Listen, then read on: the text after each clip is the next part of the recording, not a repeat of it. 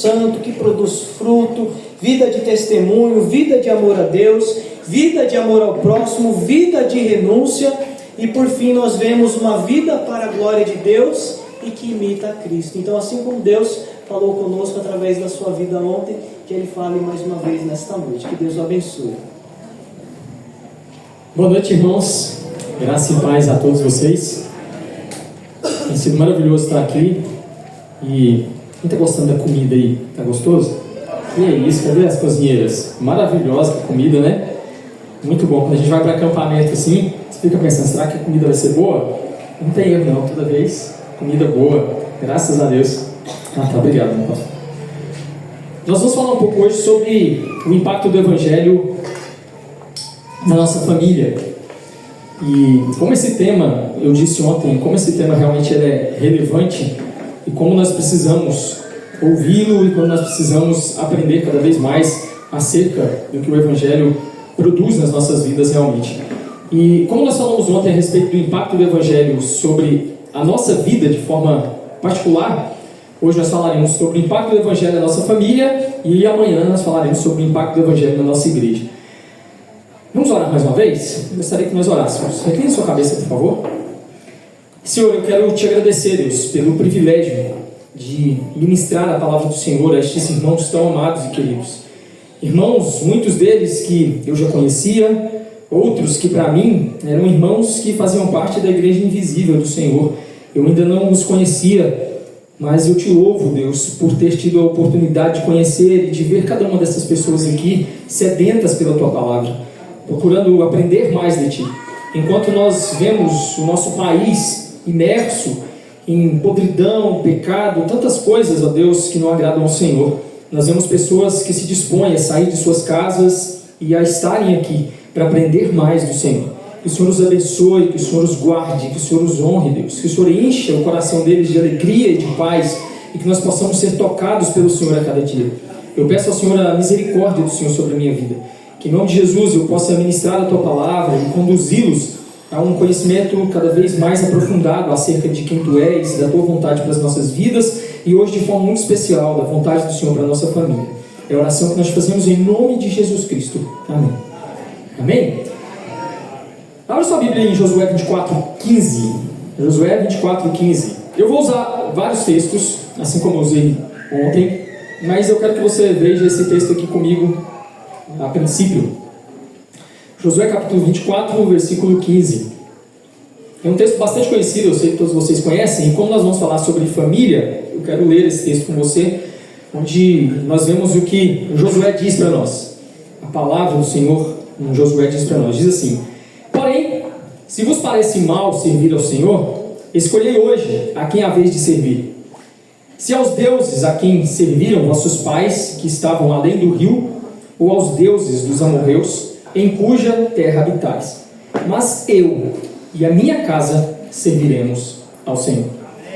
Isso aqui é o que Josué estabelece. O Evangelho de Jesus Cristo, ele transforma não apenas indivíduos, mas ele também transforma famílias inteiras. Porque o Evangelho de Jesus Cristo, como nós vimos ontem, ele é poder. E ele é absurdamente poderoso, ao ponto de que nós não conseguimos mensurar o poder do Evangelho, porque nesse exato momento que nós estamos aqui, o poder do Evangelho está atuando no mundo, pessoas estão sendo alcançadas, vidas estão sendo transformadas nesse exato momento em que nós estamos aqui. Aqui entre nós, pessoas estão sendo abençoadas por esse Evangelho, nós estamos aqui reunidos e esse Evangelho transforma. Mas a transformação de uma família à luz do Evangelho, obviamente, ela começa com a transformação de cada indivíduo dentro do contexto familiar. Por isso, quando o pastor propôs o tema, e ele falou primeiro sobre o impacto do Evangelho sobre a minha vida, sobre o indivíduo, e posteriormente vem o impacto do Evangelho sobre a família, nós vemos que há uma progressão, você vai progredindo, porque se a minha vida foi impactada, obviamente, a minha família será impactada, porque uma vida impactada vai impactar o ambiente em que ela está, e a minha família vai sofrer o impacto desse Evangelho. E, consequentemente, a minha igreja vai sofrer o impacto desse Evangelho, porque a igreja é constituída por famílias.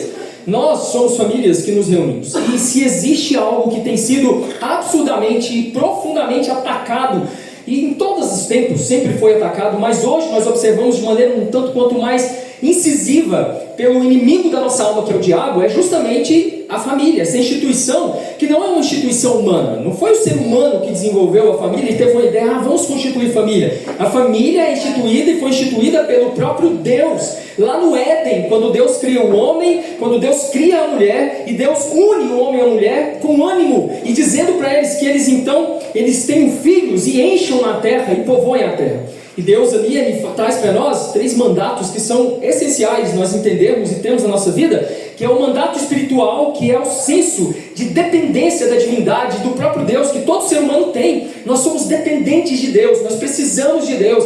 E aí existe uma frase que ela parece até ser clichê, mas as pessoas usam muito, mas ela é uma realidade, onde as pessoas dizem, todo mundo tem um vazio dentro de si, que só Cristo e só Deus pode preencher. Esse vazio foi posto pelo próprio Deus. É o mandato espiritual, é a dependência que o homem tem de Deus. Mas tem um mandato social, que é justamente o fato de que Deus dá ordem para que Adão e Eva se unam enquanto casal, e através da união deles, eles tenham filhos e eles povoem a terra, e eles possam influenciar a humanidade através da vida deles. Porque é plano de Deus que uma família seja impactada pelo Evangelho, porque uma família impactada pelo Evangelho impacta o meio em que ela está. E é isso que é a vontade de Deus. Existe um mandato cultural, que é o mandato onde, através daquilo que nós fazemos, do nosso trabalho, do chamado e do que Deus coloca em nossas mãos para nós fazermos, e da vocação que Deus nos dá, nós então servimos a Deus através desse mandato. Mas, quando nós olhamos para o Evangelho, essa transformação, acima de qualquer coisa, ela começa com uma decisão. É necessário que nós, enquanto cristãos, e aqui eu falo com famílias que estão aqui reunidas, e eu acho maravilhoso esse formato de acampamento onde famílias se reúnem, e quando nós estamos aqui reunidos, nós precisamos entender que é necessário que nós tomemos uma decisão firme de servir ao Senhor, assim como Josué fez. Porque a família tem sido atacada. Conceitos do que é família, o conceito do que é família tem sido mudado. Existe uma ideia, e até mesmo de forma jurídica, de que um grupo de pessoas que estão reunidos ali com esse ânimo é família, mas nós sabemos que família é constituída por um homem, uma mulher e sua prole, e eles estão ali reunidos, e eles decidem firmemente servir ao Senhor, custe o que custar. Josué era um líder, e o líder ali da nação de Israel que substituiu Moisés, que foi um líder espetacular, grandioso, lembrado, utilizado, usado pelo próprio Deus de maneira absurdamente grandiosa, e Josué assume aquele papel, e é tão interessante ver que Josué, ele está na posição de liderança de todo aquele povo, mas Josué, ele não se esquece da sua família. Ele liderava uma multidão, uma nação estava sendo liderada por ele, mas ele teve a preocupação, e ele firmemente decidiu guiar a sua família a servir ao Senhor, custasse o que custasse. Os outros que não quisessem, mas ele havia tomado a decisão de guiar a sua família nos caminhos do Senhor e de servir ao Senhor juntamente com a sua família, e não somente ele individualmente. Eu vou servir a Deus, se vocês quiserem bem. Mas ele não disse isso para a sua família. Ele diz, eu e a minha casa serviremos ao Senhor.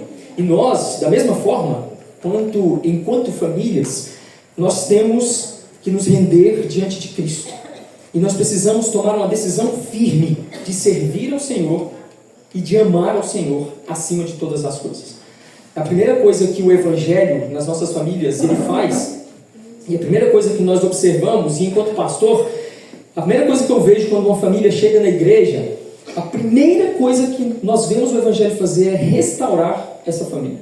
O Evangelho ele é capaz de pegar famílias que estão esfaceladas. E deixa eu dizer uma coisa para você, toda família, por mais que ela pareça ser uma família muito bonita, que está tudo bem, se não tem Cristo naquela família, você pode investigar, ela está esfacelada, ela está destruída. Existem muitas coisas ali a serem resolvidas, e a primeira coisa que o Evangelho faz nas nossas vidas, quando nossa família vai para os pés do Senhor, o Senhor restaura famílias, o Senhor restaura os relacionamentos, Ele faz com que o amor do marido pela esposa, se não está mais aquele amor fervoroso, ele volte a amar a sua esposa, a esposa volte a amar o marido, os filhos voltem a estar ao lado dos seus pais e a respeitá-los, porque a família ela é restaurada pelo próprio Deus, porque é uma ideia de Deus. Foi Deus quem a constituiu. E é plano de Deus que famílias o sirvam e sejam felizes diante dele. E o amem acima de todas as coisas. E quando nós nos rendemos diante do Senhor, o Senhor então age na nossa vida.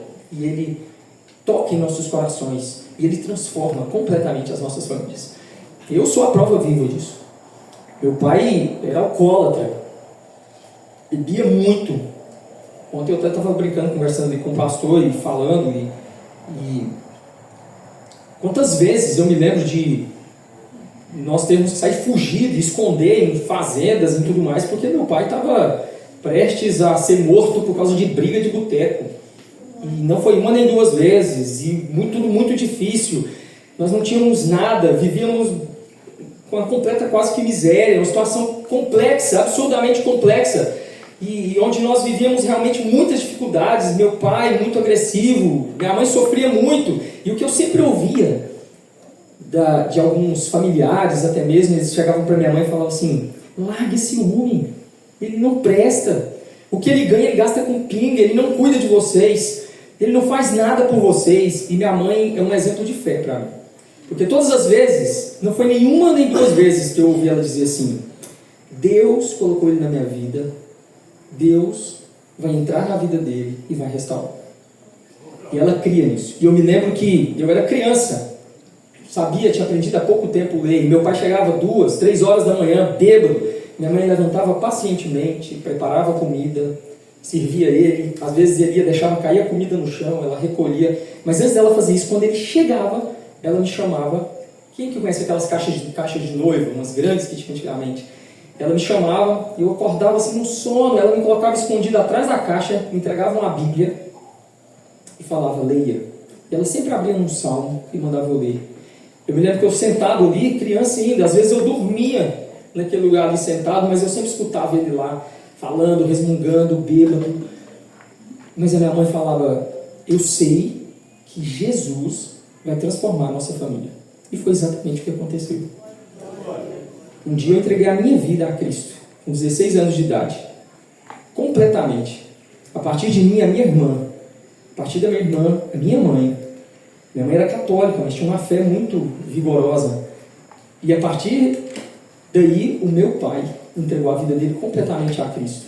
Meu pai hoje ele lê a Bíblia 3 vezes ao ano. Meu pai é um homem de Deus assim, de uma profundidade absurda. E quem fez isso? Quem restaurou a minha família? Foi Cristo. E a partir disso, nós começamos a ver o poder do Evangelho e o impacto que o Evangelho pode causar na vida das pessoas. Meu pai tentou suicídio uma vez. Eu me lembro de chegar em casa e estar lá sentado no sofá e ele chegar bêbado, ir até a cozinha, voltar com uma faca na mão, colocar ela no pescoço e começar a forçar, dizendo que iria tirar a vida dele, bêbado. Ali eu sei que ele estava possesso, a forma que ele estava. Eu tinha 9 anos de idade. Eu me lembro de um tio meu, que era vizinho, escutar minha mãe gritando, a gente gritando, e ele chegar, e ele clamar o nome de Cristo, e o meu pai, aquela faca cair ao chão, e o meu pai cair ali. Quem que transformou, quem que fez toda essa mudança, ao ponto de, hoje, eu conhecer o meu pai, ver como ele é, e saber que ele é o homem que ele é hoje? Foi Cristo. É isso que o Evangelho pode fazer nas nossas vidas. E é isso que o Evangelho faz. Uma família que foi impactada pelo Evangelho, ela decide viver para Cristo, e foi isso que nós fizemos. A partir do momento que o Evangelho chegou em nossas vidas, nós tomamos essa decisão, e eu me lembro de meu pai falar: nunca mais eu faço isso, nunca mais eu coloco bebida na minha boca, nunca mais eu fumo, nunca mais eu vou fazer isso. E eu me lembro do meu pai dizer: e agora, a partir de hoje, eu vou servir a Deus. Ele nem conhecia esse texto e ele tomou a decisão de Josué 24:15. E a partir daquele instante nós passamos a servir ao Senhor. Josué, aqui nesse texto, ele entendeu que servir a Deus era uma escolha que tinha que ser tomada de forma consciente, de forma firme, de forma inegociável, porque caminhar com Cristo e caminhar na contramão do mundo é você ter uma firmeza no seu coração, porque o mundo está aí tentando nos conduzir pelos caminhos mais tortuosos.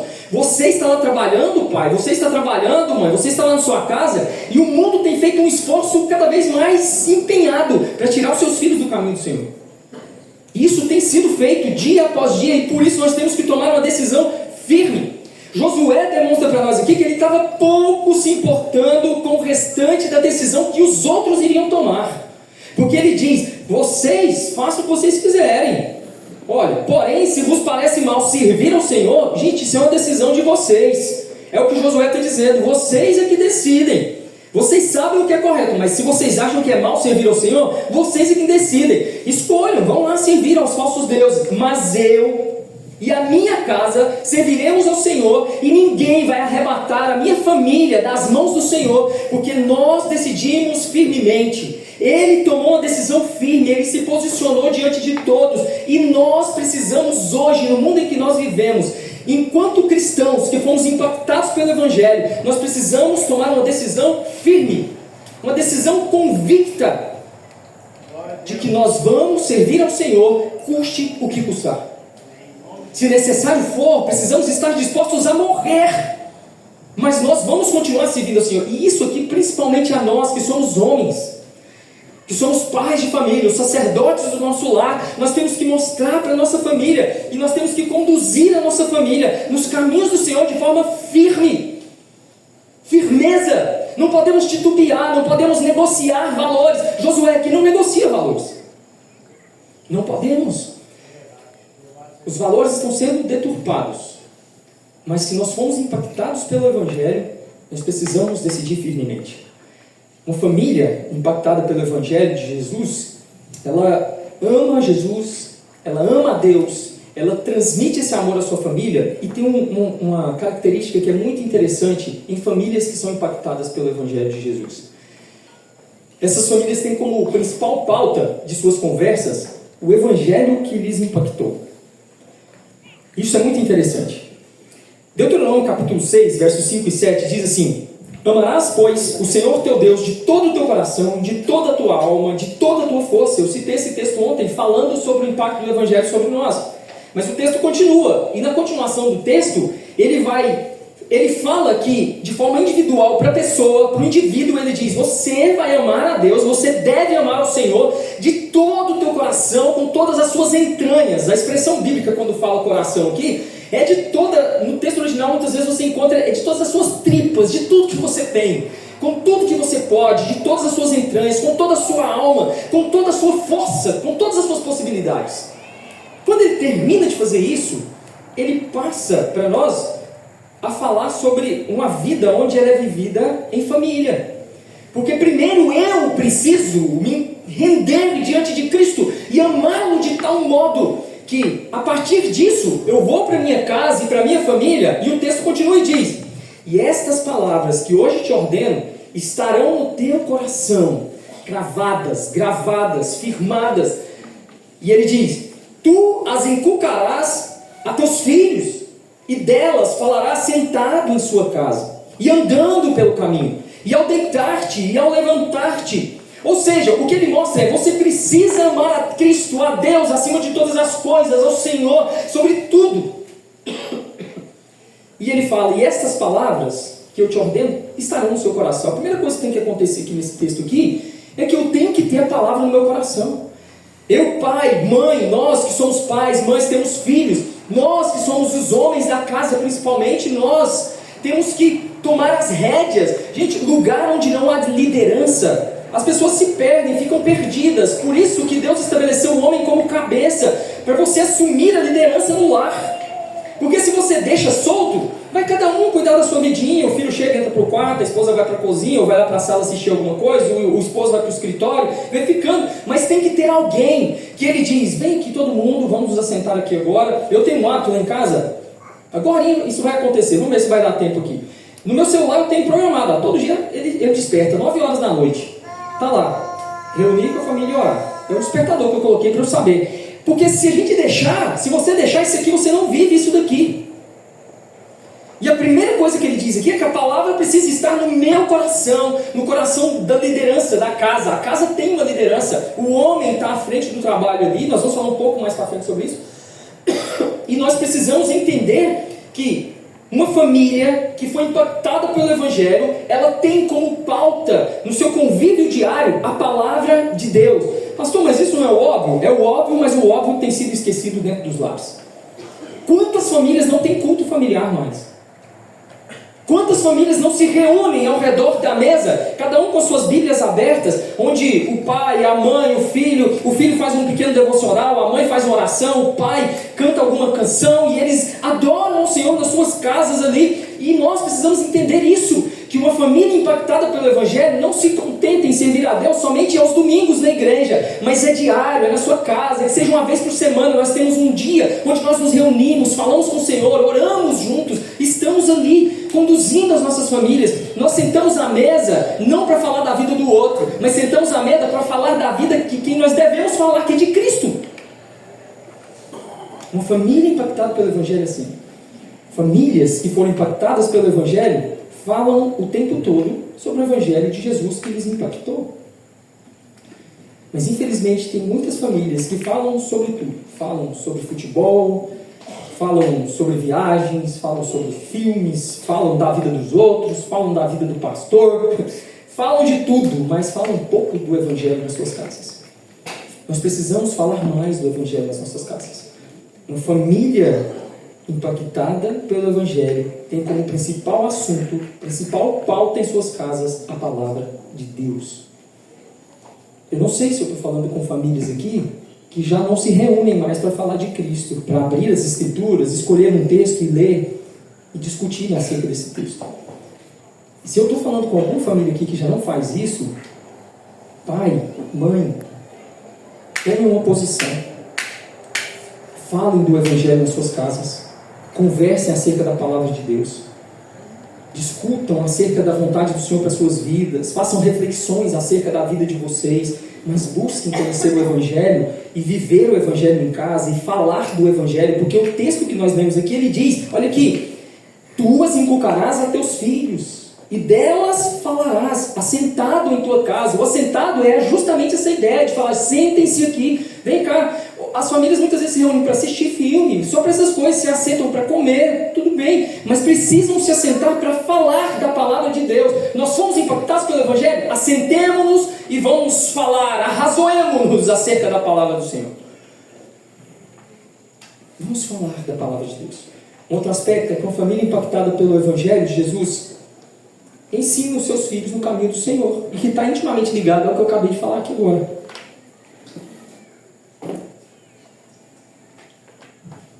Provérbios 22:6, que é um texto conhecidíssimo, diz assim, ensina a criança no caminho que deve andar, e ainda quando for velho, não se desviará dele.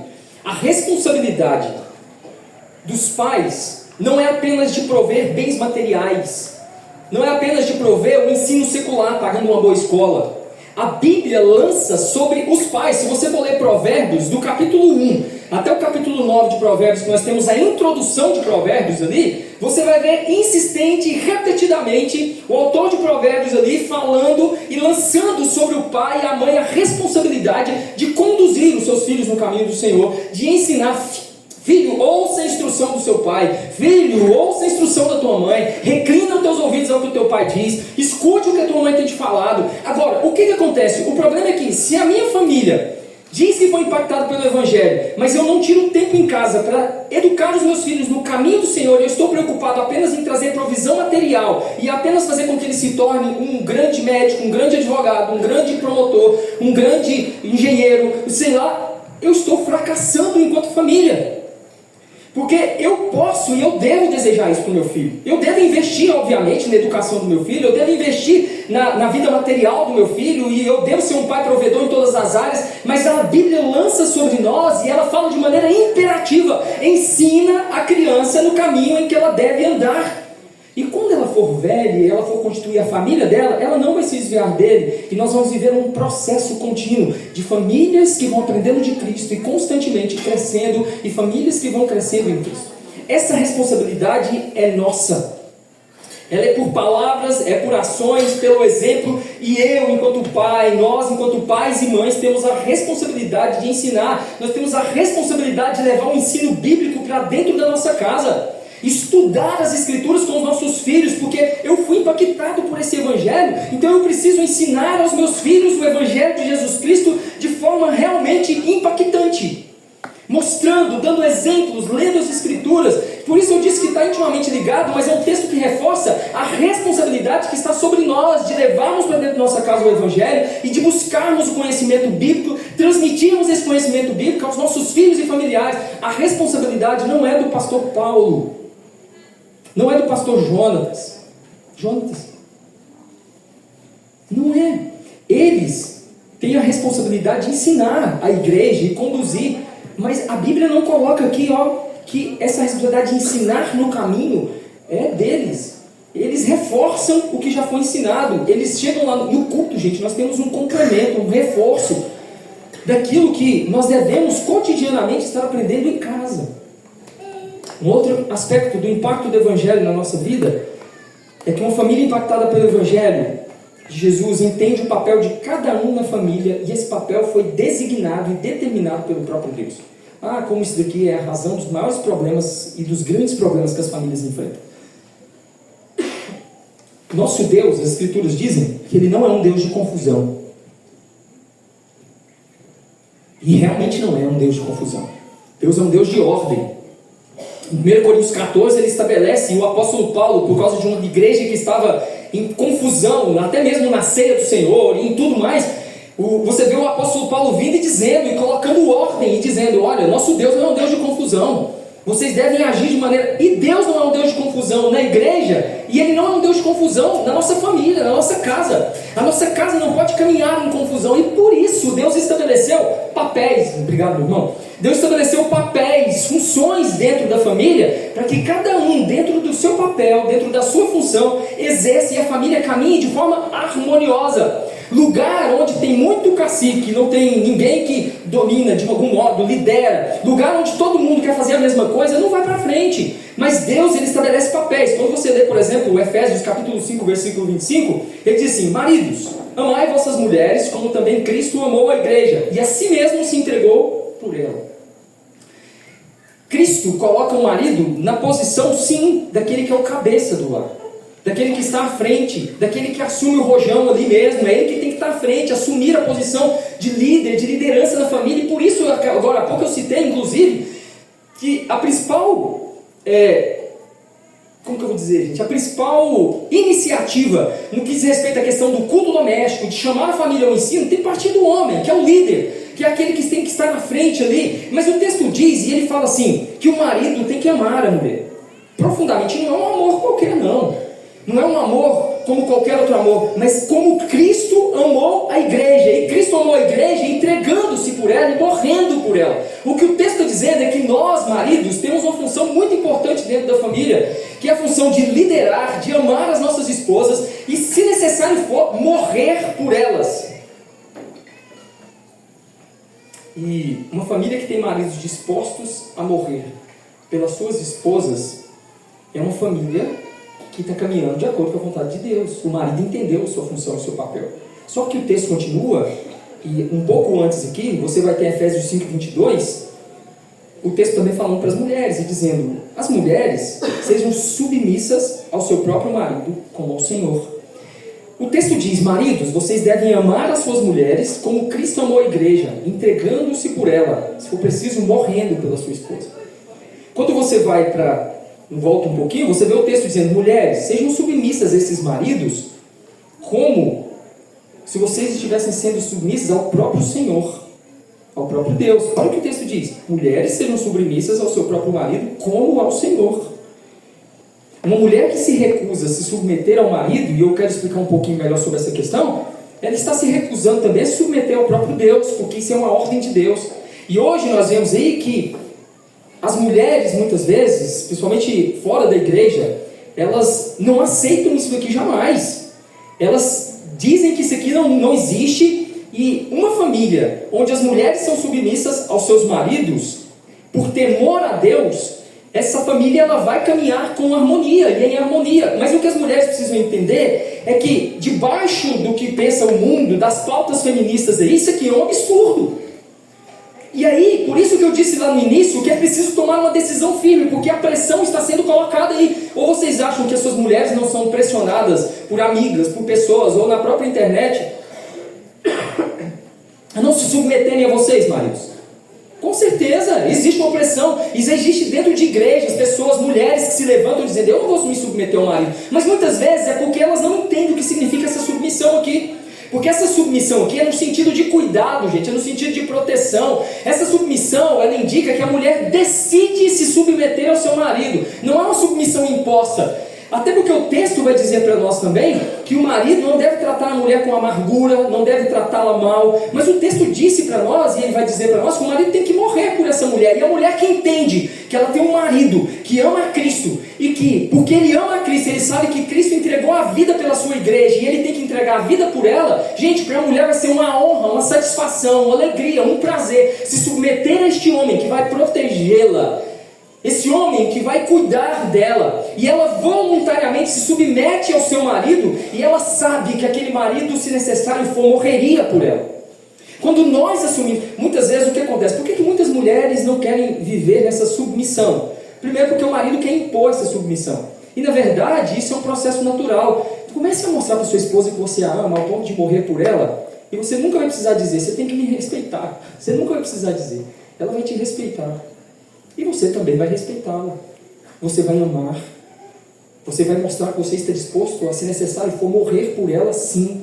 E ela vai entender como eu não me submeterei e como eu não vou assumir o meu papel na família diante de um homem tão bom, tão temente a Deus e que morreria por mim. Ela fará isso com toda satisfação do mundo, sabendo que será cuidada. O texto fala para nós de Efésios 6, no versículo 1 ao 4 também, vai falar para nós sobre o papel dos filhos. E o que o texto diz para nós é: vós, filhos, sejam obedientes a vossos pais no Senhor, pois isso é justo. Honra teu pai e a tua mãe, que é o primeiro mandamento com promessa, para que te vá bem e sejas de longa vida sobre a terra. O que o texto mostra para nós aqui, agora é o papel dos filhos. Os filhos devem ser obedientes aos pais. Interessante que você vai lá para 2 Timóteo, no capítulo 3, o apóstolo Paulo vai dizer assim: pois nos últimos dias sobrevirão tempos terríveis. Aquela palavra terrível ali no original, ela significa tempos ferozes, tempos absolutamente terríveis. E uma das características que ele diz lá é que os filhos seriam desobedientes aos pais. Mas aqui o texto diz que numa família onde o evangelho entrou, a mãe é impactada, o pai é impactado, e essa mãe, ela decide ser submissa, viver, ser auxiliadora, porque Deus coloca a mulher como auxiliadora do marido, e ela está ali do lado, ela auxilia, ela ama esse esposo, ela cuida da sua casa, como em Provérbios 31 fala da mulher ali virtuosa. Ela é uma mulher empreendedora, nada impede ela de fazer tudo isso, mas ela está ali, ela entende a posição dela no casamento, ela não quer tomar o lugar do marido, ela não quer mandar no marido, ela não quer usurpar o lugar que Deus deu para o marido. Mas você também tem filhos que eles entendem que eles precisam ser obedientes aos seus pais. Às vezes, lá na escola, recentemente eu estava pregando para um grupo de pais lá, e eu falando nesse texto de Timóteo, de 2 Timóteo, no capítulo 3 lá, e eu falando para eles que aquela, para mim, é uma das principais profecias dos fins dos tempos, onde ele diz, nos últimos dias, ele fala dos últimos dias, sobrevirão tempos terríveis, ferozes, os homens serão arrogantes, jactanciosos, presunçosos, e aí ele vai falar desobedientes aos pais, e tudo mais. Eu falo, para mim, essa é uma das principais sinais, é um dos principais sinais da volta de Cristo. E eu falei, mas o seu filho não precisa cumprir essa profecia. Porque aquilo, o apóstolo Paulo está profetizando acerca dos tempos futuros, como seria. Mas numa família que foi impactada pelo Evangelho, o meu filho, os meus filhos, os seus filhos, não devem e não precisam cumprir essa profecia. Por quê? Porque o Evangelho entra na minha casa, e o meu filho, a minha família, ela vai entender, e os meus filhos serão obedientes, sim, independente se os outros não são, eles serão, e eles entendem que existe um princípio bíblico de honrar pai e mãe, e que esse princípio é um mandamento com promessa, e eles vão se render diante do Senhor. Mas para que isso aconteça, eu tenho que, antes, como eu disse aqui, eu tenho que levar esse evangelho para dentro da minha casa. Eu preciso fazer com que ele seja impregnado, seja enraizado no coração deles, para que eles entendam que precisam ser obedientes. Os meninos lá, os adolescentes, eles gostam muito dessas partes aqui, onde fala assim, e vocês, pais, não provoquem os vossos filhos a ira, mas criai-os na disciplina e na demonstração do Senhor. Tá vendo, pai? Você fica me provocando a ira. Eles acham que o pai brigar, o pai chamar a atenção, está provocando a ira. Não é nesse sentido, viu? Filhos aí que estão, todos nós somos filhos, mas principalmente os adolescentes aí. Esse não provocar a ira, que tem algumas formas que os pais provocam a ira. Uma das formas é pais que não demonstram amor aos seus filhos. isso os desanima, provoca a ira, desanima eles perdem o ânimo. E nós devemos entender que nós precisamos, cada um de nós, nas nossas casas, cumprir o nosso papel. A família, ela precisa ser marcada pelo amor, ela precisa ser marcada pelo respeito, pela obediência a Deus, compreendendo que cada um tem seu papel dentro da família e cada um respeitando uns aos outros, as esposas respeitando os seus maridos, os maridos amando e respeitando as suas esposas também e amando-as profundamente ao ponto de morrer por elas, os filhos sendo obedientes, uma casa onde o Evangelho de Jesus Cristo entra, uma família onde está a presença de Cristo, essa família entende cada um o seu papel. Mas como nós temos famílias que fogem completamente desse padrão bíblico? Como existem? Famílias onde a mulher é o homem da casa. E deixa eu dizer um negócio para vocês. Vocês já viram que quando a mulher assume o papel do homem numa casa, seja porque o marido morreu, seja porque houve um divórcio, seja porque o marido não toma posição, está lá em casa ainda, mas a mulher toma posição, ela aguenta até por um tempo, mas chega uma hora que ela não aguenta mais. Uma coisa, quando a mulher às vezes ela quer tomar o lugar do marido, às vezes ela até toma, ela coloca o marido dela lá, ela faz ele se humilhar diante dela e ela toma a posição, chega uma hora que ela mesma começa a reclamar. Você não faz nada nessa hora, porque não foi um papel que Deus deu para ela, ela não aguenta carregar aquela carga, o papel foi dado para o homem aguenta carregar aquela carga. E por isso nós precisamos entender o nosso papel dentro do lar. Um outro ponto é que uma família impactada pelo Evangelho de Jesus vive uma vida de alegria, oração e gratidão diante do Senhor. 1 Tessalonicenses 5, 16, 18 diz assim: regozijai-vos sempre, orai sem cessar, em tudo dai graças, porque essa é a vontade de Deus em Cristo Jesus para convosco. Essa é a vontade de Deus. O apóstolo aqui está escrevendo para a igreja de Tessalônica, mas a igreja de Tessalônica é uma igreja composta por famílias. E quando ele fala regozijai-vos sempre, isso significa que é um regozijar, inclusive, dentro de casa, não só na igreja. É um orar sem cessar, não é um orar só na igreja, mas em família, em casa, estar juntos ali. E quando ele fala para nós aqui sobre a gratidão, quando ele fala assim, e dai graças, e em tudo sejam gratos ao Senhor por todas as coisas, nós temos que eliminar das nossas famílias a murmuração, a reclamação, e temos que ser pessoas que somos gratos dentro da nossa casa. Uma família impactada pelo Evangelho é uma família que vive em gratidão, em alegria no Senhor, é uma família que vive e regozija-se no Senhor, que vive em oração e busca constante pela presença de Deus. Oração, gratidão, alegria deve ser constante no lar de quem compreendeu o Evangelho de Jesus Cristo. Não pode faltar isso aqui nos nossos lares. O marido ora com a esposa ora com o marido, os pais oram com os filhos oram com os pais. Gente, por que existe? Eu trabalho muito com o aconselhamento de casais, e quantos casais que eu converso, e uma das primeiras coisas que eu pergunto, domingo retrasado, eu estava moído de cansado. Foi uma semana puxada na escola, que vocês não têm noção, foi uma correria louca lá na escola. E gente, eu chego 7 da manhã, eu saio 5:30 da tarde, e não para.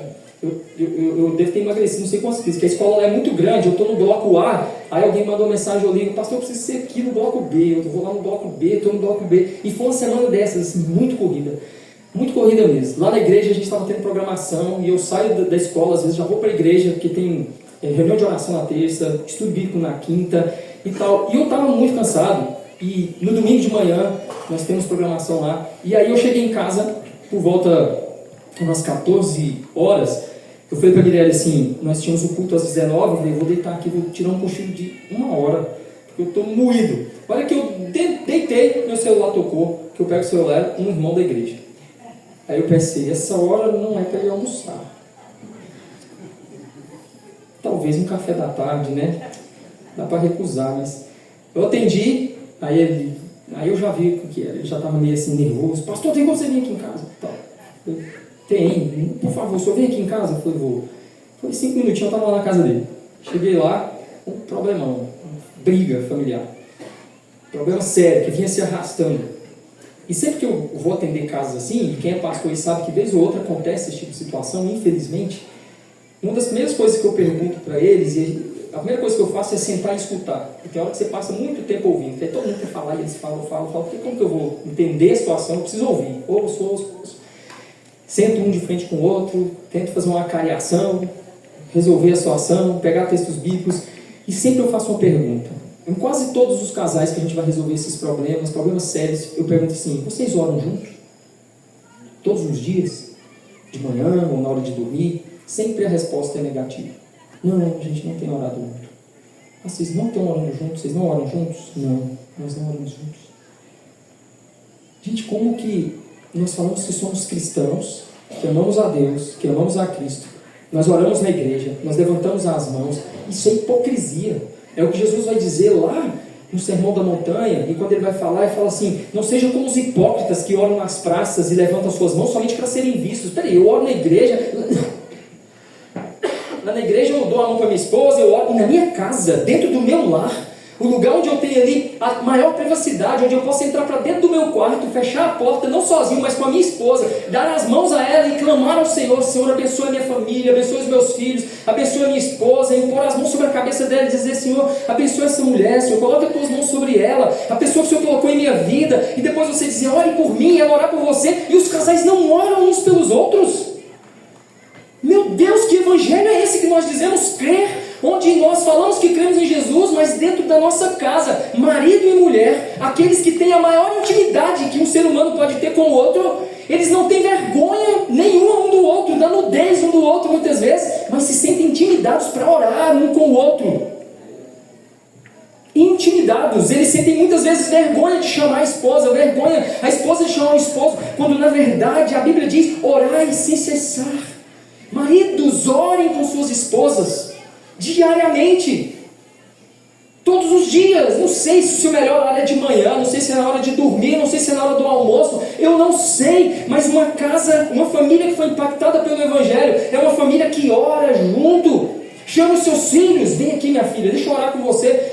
E, gente, como é maravilhoso e como isso é algo que realmente impacta a vida da nossa família. Deixa eu contar para vocês aqui. Eu e minha esposa temos uma filha, vou ser breve. E a minha esposa, ela tinha um ovário policístico. Ela não podia ter filhos. Não podia.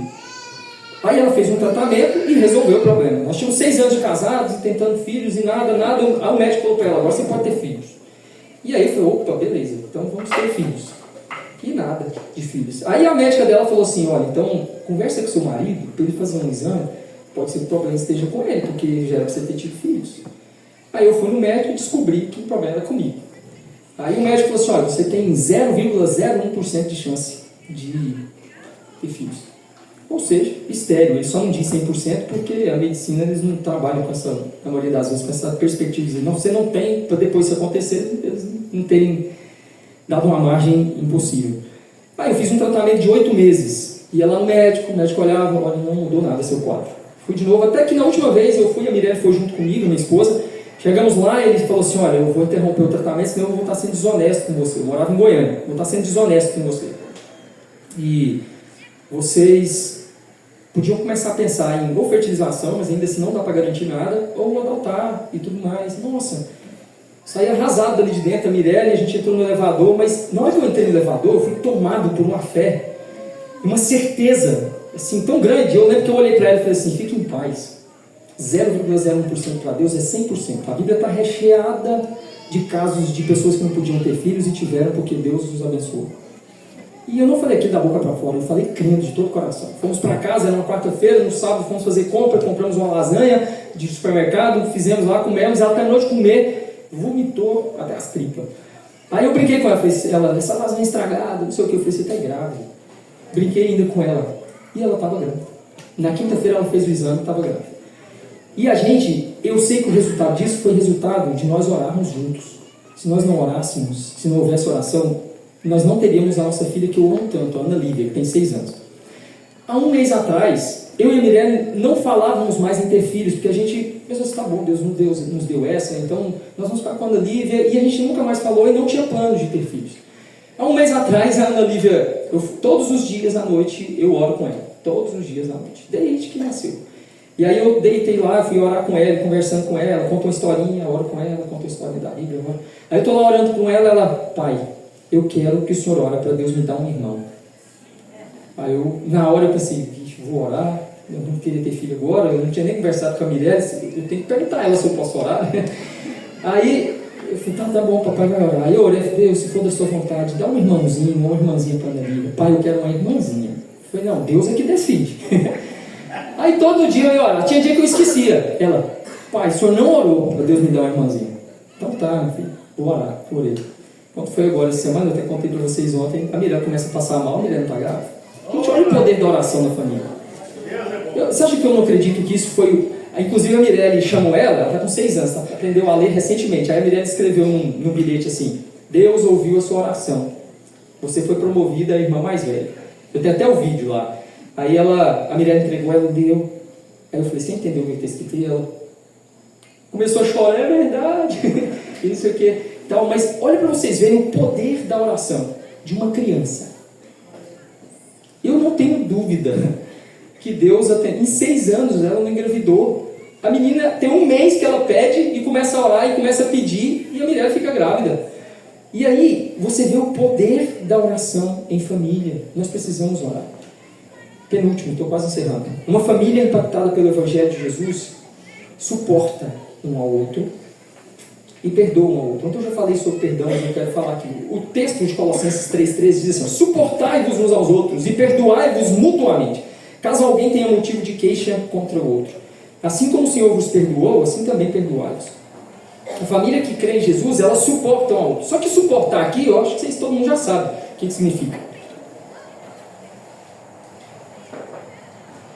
Não é no sentido de, fulano eu suporto ele. Eu não estou enjoado mais, mas eu suporto. Não, é nesse sentido, todos nós sabemos. É no sentido de dar apoio, de ser suporte um para o outro, de apoiar um ao outro, de estar do lado, de acompanhar a vida um do outro, de preocupar-se um com o outro, de saber da vida um do outro dentro da família. Gente, eu vi situações lá na escola que eu pergunto para os meninos acerca da vida do pai. Eu falo assim, seu pai faz o quê? Trabalha de quê? Vou aconselhar um aluno.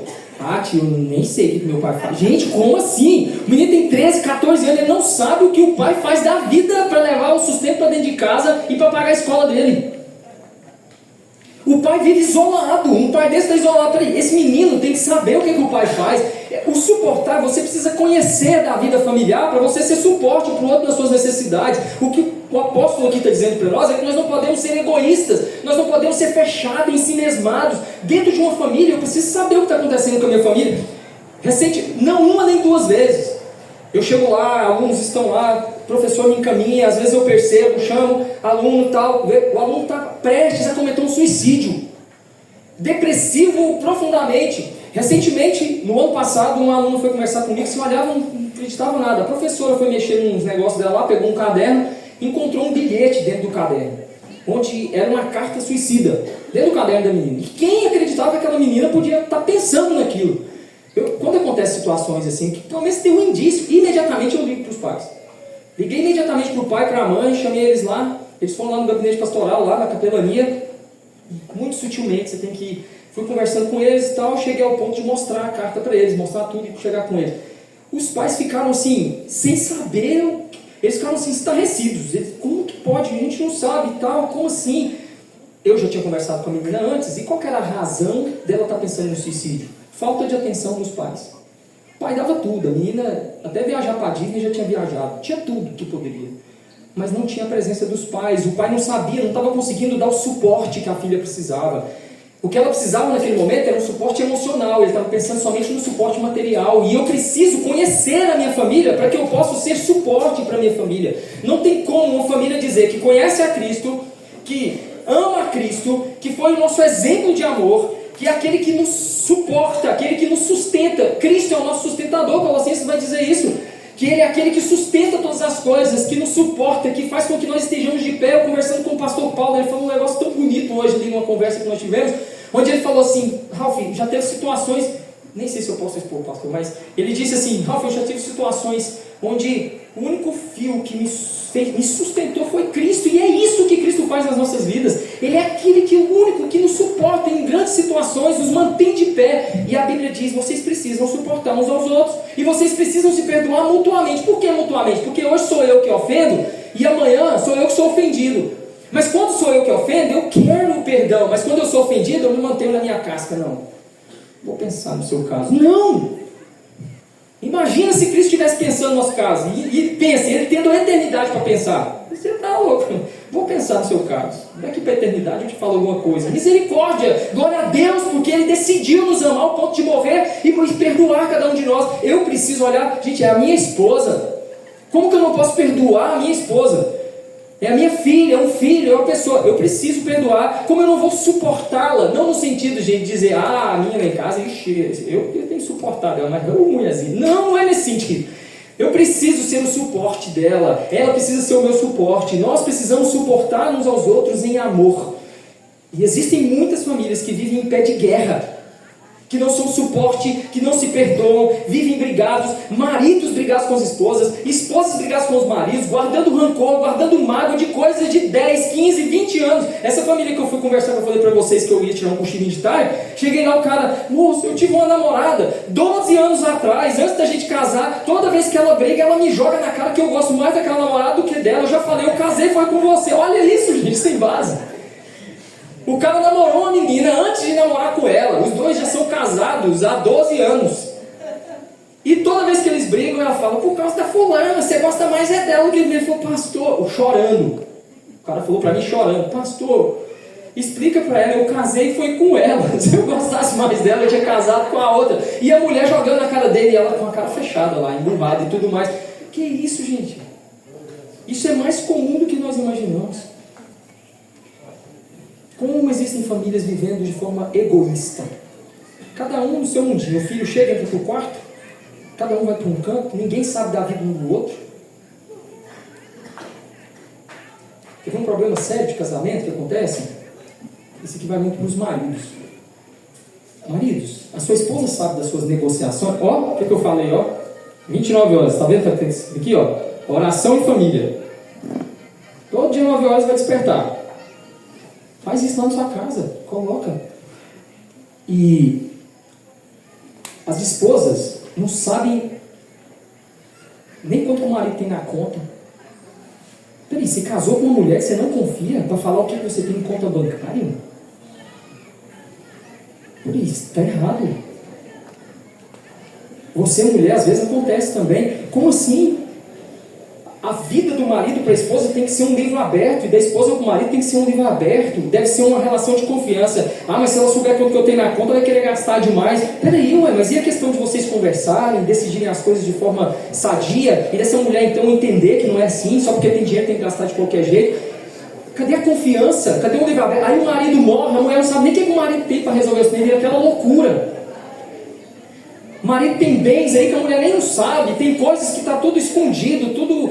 Peraí, mas como assim uma família que ama a Cristo vive em segredo um com o outro, egoísmo? O marido às vezes desfrutando de coisas lá e a mulher às vezes passando. Eu já vi situações da mulher, eu vivi uma vez uma situação onde uma mulher, ela ficava, tudo você fala, nossa, está muito difícil lá em casa, tudo muito regrado, tudo muito dentro de casa. E o cara tinha, gente, não estou brincando, tinha milhões na conta. E a mulher passando assim, ó. Minha avó falava cotó. Minha avó falava desse jeito. Não tinha nada, coitada, aquela luta, aquela dificuldade. Como assim? Vive vidas egoístas. Pessoas que não se abrem, famílias vivendo egoísmo, cada um pensando no seu próprio umbigo. Ninguém serve de apoio um para o outro, de suporte um para o outro, vivendo a vidinha ali de forma isolada, cada um no seu mundinho, não apoiando um ao outro. Não pode ser assim. Nós precisamos ajudar e apoiar uns aos outros. Nós precisamos. E por último, uma família que foi impactada pelo Evangelho de Jesus serve a Deus verdadeiramente e testemunha sobre Ele. Ontem eu citei o texto de ser luz de forma individual, mas nós precisamos ser luz enquanto família também. O texto de Mateus 5, 14, 16, e eu repito o texto, diz: vós sois a luz do mundo. Não se pode esconder uma cidade edificada sobre um monte. Nem se acende uma candeia para colocar debaixo do alqueire, mas no velador. Assim brilhe também a vossa luz diante dos homens, para que sejam as vossas boas obras vistas e glorifiquem o vosso Pai que está no céu. A família deve ser um exemplo para o mundo, uma família cristã. Famílias impactadas pelo Evangelho devem ser modelos de famílias para os seus parentes, para os seus amigos, para os seus vizinhos. Os vizinhos. Gente, tem famílias que se dizem evangélicas, que os vizinhos nunca vão pisar numa igreja evangélica porque tem uma família evangélica como vizinho. Nunca vão pisar, devido ao mau testemunho. Famílias que se dizem cristãs, evangélicas, gritaria, brigas, falta de educação, e daí para pior. Todos devem olhar para nós enquanto família e dizer: nossa, como eu queria ter uma família como aquela. Nossa, que família linda, que serve ao Senhor. Os colegas, os amigos dos seus filhos, eles precisam visitar a sua casa e eles precisam dizer assim: nossa, como eu queria que a minha família fosse como a sua. Depois que a minha família converteu, Deus nos abençoou de maneira sobremodo, assim, grandiosamente maravilhosa. E eu me lembro de um amigo meu que sempre que ia lá em casa, ele falava assim: nossa, cara, dá vontade de morar aqui na sua casa, é tão bom estar aqui junto com sua mãe, com seu pai, com vocês aqui. E realmente, um contexto que era completamente de calamidade se tornou um contexto de paz, de satisfação, de alegria, de modelo de família. As tias minhas, que falavam para minha mãe: larga esse homem que ele não presta, passaram a ver a nossa família como um padrão e mostrar para o marido: ó, seja igual ao pai do Ralph, seja igual ao seu Sebastião. Porque é isso que o Evangelho faz. Ele faz com que a nossa família saia de um status de exemplo nenhum para um status de um exemplo de família. E nós precisamos ter esse exemplo. Famílias que não apenas aparentam ser ótimas famílias. Tem uma historinha, tem um menininho, quem já ouviu a história do menino que queria morar na igreja e dormir na igreja? Vocês já viram? A historinha do menininho que ele está saindo de casa, ele pega um colchão, um cobertorzinho, um travesseiro e põe debaixo do braço para ir para a igreja. Aí ele está indo, a mãe dele vai e pergunta: que isso? Por que você quer levar esse negócio para a igreja? Ele: ah, mãe, eu queria dormir lá e morar lá, a gente podia morar na igreja? Não, você está louco? Não vou morar na igreja não, porque de onde você tirou essa ideia? Mãe, é porque lá o papai é tão bonzinho. Infelizmente, esse é o contexto de muitas famílias. O que esse menino, o que essa historinha ilustra? Famílias que vivem de aparência. Essa semana eu conversei com uma pessoa onde ela falou: sabe o que para mim? Pastor, eu vou pedir o divórcio. Não é membro da minha igreja, tudo, mas eu estava conversando e ela pediu um aconselhamento. Eu falei: não pode. Falei: você tem que resolver a situação. Ela: não, eu não aguento mais viver de aparência. Ela é de outra igreja. Ela falou assim: eu não aguento mais chegar na porta da igreja, ele me dá a mão para a gente entrar na igreja. Quando sai, ele não me dá a mão mais, não tenho carinho, não tenho nada em casa, mas dentro da igreja, mão dada e foto para o Instagram. Vida de aparência. Uma família impactada pelo Evangelho não vive de aparências. Ela vive enquanto família feliz, em oração, que agrada ao Senhor, que regozija-se no Senhor em todo o tempo. E, por último, eu tinha dito que era o penúltimo e o último, mas esse aqui é só um que eu quero falar com vocês. Lá em Efésios capítulo 6, principalmente ali no versículo 12, vai dizer que a nossa luta não é contra carne e sangue, mas contra os espíritos e potestades do ar. Uma família impactada pelo Evangelho de Jesus Cristo entende que a nossa luta não é contra os nossos familiares. Marido, a sua luta não é contra a sua esposa. Esposa, a sua luta não é contra o seu marido. Filhos, vocês não lutam contra os seus pais, e os pais não lutam contra os filhos, porque quando nós fazemos isso, nós já perdemos a guerra, porque nós estamos lutando contra o inimigo errado. As Escrituras dizem para nós que a nossa luta é contra os principados desse mundo tenebroso, é contra os principados das trevas, contra Satanás, contra demônios, contra forças espirituais malignas que tentam nos destruir. E eu preciso entender que a minha luta não é contra a minha esposa, não é contra os meus filhos, não é a esposa contra o marido, não é o marido contra a esposa, mas a nossa luta é contra Satanás. Qual que é uma das principais estratégias de guerra que existe? Dividir para conquistar. E é isso que Satanás tem feito. Ele tem dividido as famílias para conquistar e destruir as famílias. Agora, quando você entende que não é o seu cônjuge que é o seu inimigo, que não é o seu filho, e que o filho entende que não é o pai que é o inimigo, e ao invés de dividir, eles se unem em oração, a guerra é vencida. Nós vencemos a guerra porque nós nos unimos contra aquele que é o inimigo da nossa alma. E aí então nós vencemos essa guerra. Lembre-se.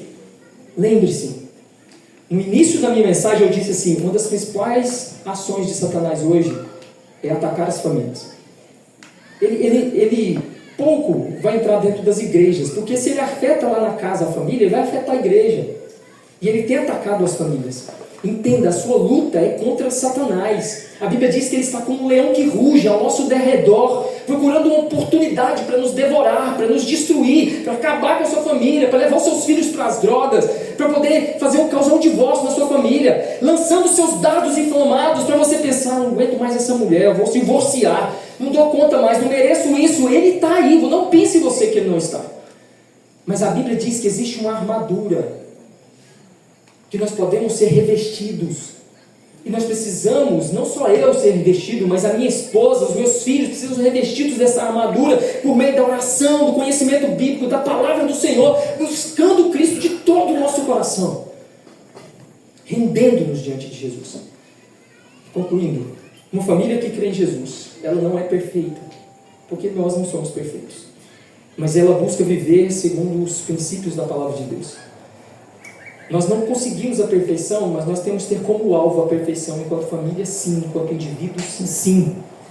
E a pergunta que eu faço para você hoje é: você já tomou a decisão de falar como Josué? Eu e a minha casa serviremos ao Senhor. Mas não somente da boca para fora. Além de dizer isso, você tem tomado postura, decisões, atitudes com relação a isso? Eu queria que vocês se colocassem de pé. E eu queria fazer algo aqui hoje, agora. Peço liberdade para o pastor.